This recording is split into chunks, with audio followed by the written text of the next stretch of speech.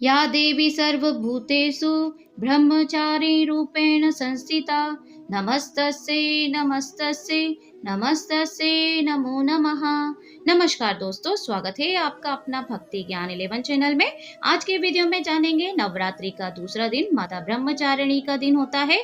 जानेंगे माता की पूजा विधि, भोग, फूल, फल तथा मंत्र, रंग और शुभ मुहूर्त के बारे में। इसलिए वीडियो में आप अंत तक बने रहिए, क्योंकि अधूरा ज्ञान लटकती तलवार के समान होता है। वीडियो थोड़ा सा भी अच्छा लगे तो माता जी के नाम पर एक लाइक जरूर कर दीजिए और कमेंट बॉक्स में जय माता दी लिख दीजिए। तो वीडियो प्रारंभ करते हैं। 3 अक्टूबर से शारदीय नवरात्रि की शुरुआत हो चुकी है।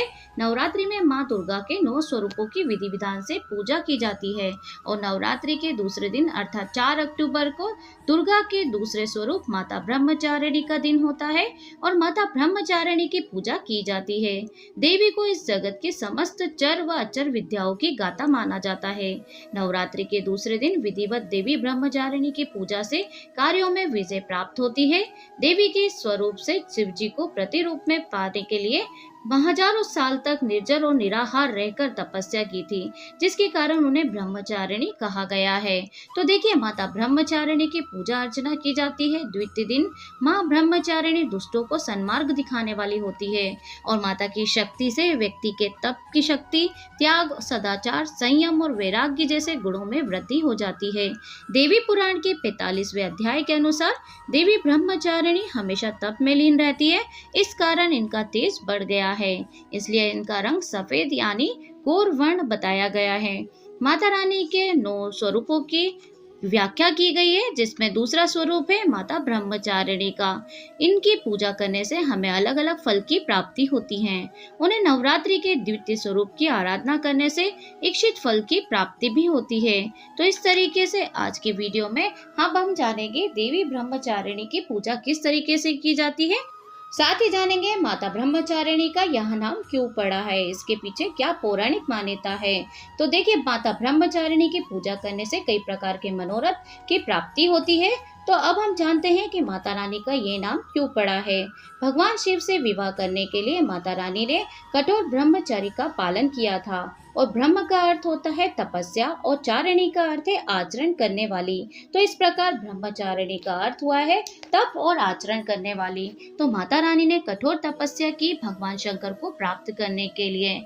इनके स्वरूप का सर्वप्रथम बखान जान लेते हैं। तो देखिए, माता ब्रह्मचारिणी के दाहिने हाथ में जप की माला है और बाएं हाथ में कमंडल है। देवी ब्रह्म का स्वरूप है, अर्थात तपस्या का मूर्तिमान रूप है।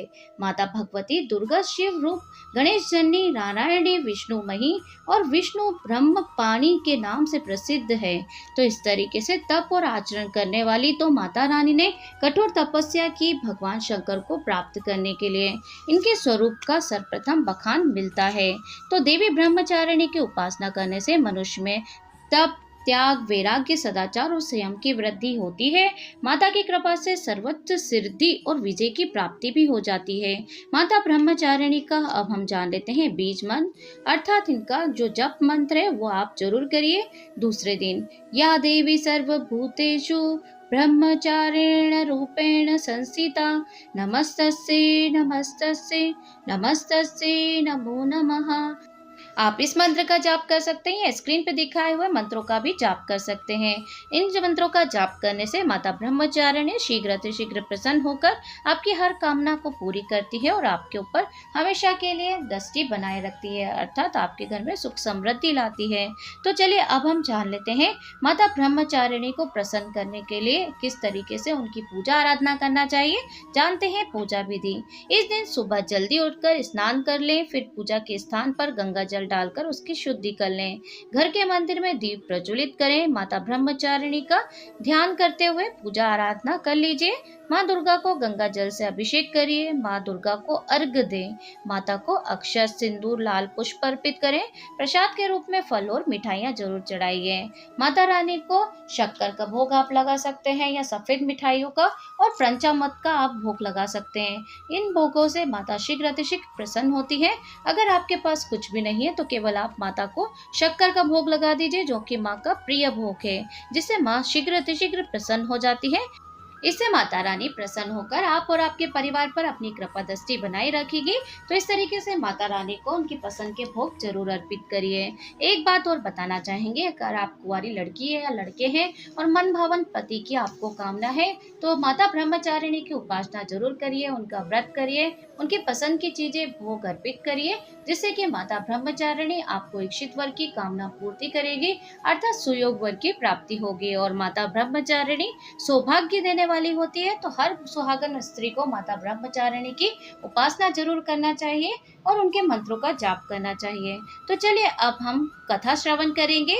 नवरात्रि के दूसरे दिन सुनी जाने वाली माता ब्रह्मचारिणी की पौराणिक कथा इस प्रकार है। लेकिन कथा का नियम ये होता है कि अगर आप कथा श्रवण कर रहे हैं तो पूरा अंत तक सुनिए, जिससे कि आपको सर्वोत्तम फल की प्राप्ति होगी और माता ब्रह्मचारिणी का आपके ऊपर आशीर्वाद बना रहेगा। तो व्रत कथा प्रारंभ करते हैं माता ब्रह्मचारिणी का ध्यान करते हुए। माँ ब्रह्मचारिणी ने राजा हिमालय के घर जन्म लिया था। नारद जी की सलाह पर उन्होंने कठोर तप किया ताकि वे भगवान शिव को पति रूप में प्राप्त कर सकें। कठोर तप के कारण उनका ब्रह्मचारिणी या तपस्याचारिणी नाम पड़ा। भगवान शिव की आराधना के दौरान उन्होंने 1000 वर्ष तक केवल फल फूल खाए और 100 वर्ष तक शाक खाकर जीवित रहीं। कठोर तप से उनका शरीर क्षीण हो गया। इस तप को देखकर सभी देवी देवता ऋषि मुनि अत्यंत प्रभावित हुए। उन्होंने कहा कि आपके जैसा आज तक कोई नहीं हुआ है, तो आपकी मनोकामना अवश्य पूर्ण होगी। भगवान शिव आपको पति स्वरूप में जरूर प्राप्त होंगे। तो इस तरीके से माता ब्रह्मचारिणी की कथा पूरी होती है। इति श्री ब्रह्मचारिणी व्रत कथा समाप्त। तो इस तरीके से माता ब्रह्मचारिणी को जैसे इच्छित वर अर्थात भगवान शिव भोलेनाथ की प्राप्ति हुई थी, इस तरीके से अगर आप भी माता ब्रह्मचारिणी की उपासना करते हैं, व्रत करते हैं, कथा श्रवण करते हैं, तो आपके भी इच्छित वर की कामना पूरी होगी। सौभाग्यवती स्त्री का सौभाग्य अखंड रहेगा। तो उम्मीद है आज का वीडियो आपने पूरा श्रवण किया होगा और आपको पसंद आया होगा। अगर वीडियो थोड़ा सा भी अच्छा लगा हो तो लाइक जरूर कर दीजिए और अपने फैमिली फ्रेंड रिश्तेदारों को शेयर भी कर दीजिए, ताकि वो भी इस व्रत कथा को श्रवण कर सके, माता ब्रह्मचारिणी का आशीर्वाद ले सके। तो मिलती हूँ मैं नेक्स्ट वीडियो में, तब तक के लिए जय माता दी। ओम जय भगवते वासुदेव।